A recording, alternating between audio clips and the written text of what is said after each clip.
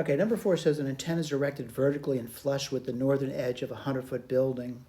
At ground level from a point 100 feet north of the building, the angle of elevation to the tip of the antenna is 75 degrees.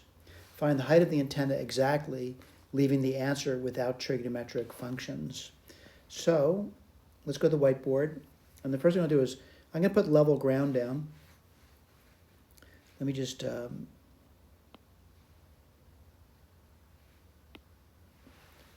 give me 1 second and get something over here.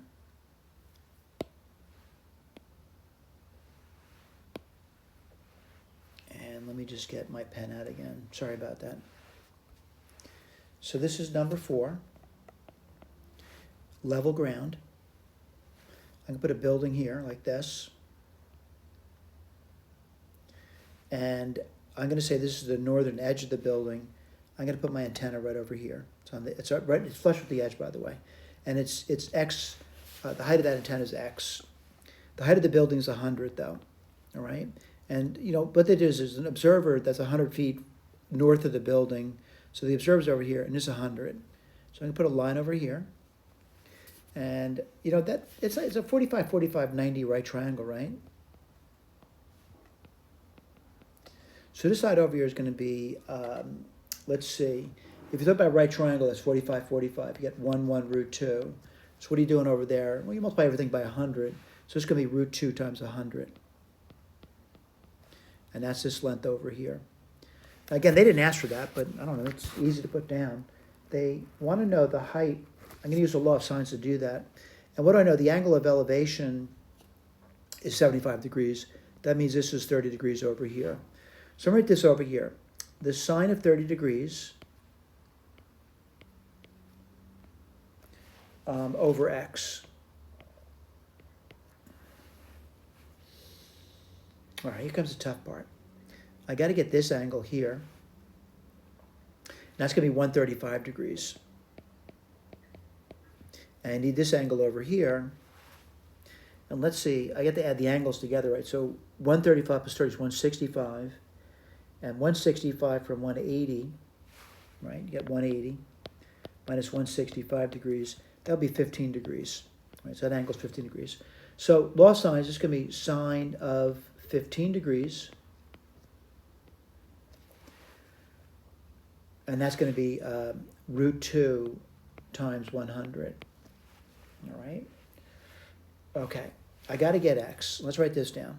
So root 2 times 100 times the sine of 30 degrees over the sine of 15 degrees is equal to x. Now, by the way, that's the height of the antenna. Unfortunately, they said to me I can't use trig functions to write that down, so I got to evaluate these guys over here. So what am I claiming over here? Sine of 30 degrees is pretty easy to do.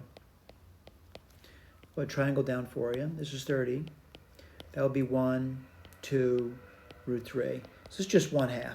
So I could easily do the top. What do you get? Root 2, 100, and the sine of 30 degrees is just 1/2. I'm looking at the sine of 15 degrees, and there's many ways of doing it. The way I'd like to do it, though, is I'm going to write this over here. And there's many ways of doing it. You could use half angle identities.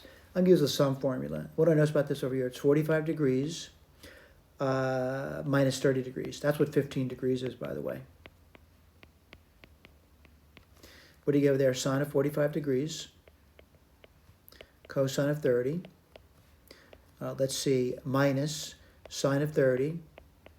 Cosine of 45 degrees. And again, this is equal to the sine of 15 degrees. This is 1 over root 2. What's cosine of 30 degrees? It's going to be root 3 over 2. And what's sine of 30 degrees? We just did that. It's 1/2. And then 1 over root 2. Well, kind of complicated, isn't it? It's 2 root 2. That goes on bottom. And you get root 3 minus 1. And again, this is sine of 15 degrees. And there's other ways of doing that, by the way. I'll write this over here. It's going to be root 3 minus 1. And what do you get there? You get 2 root 2. All right? Now, what I'm going to do over here is I'm going to try to simplify it because it just doesn't look right to me. However, it is written without trig functions, so at least I accomplished that task. I'm going to multiply top and bottom by 2 root 2.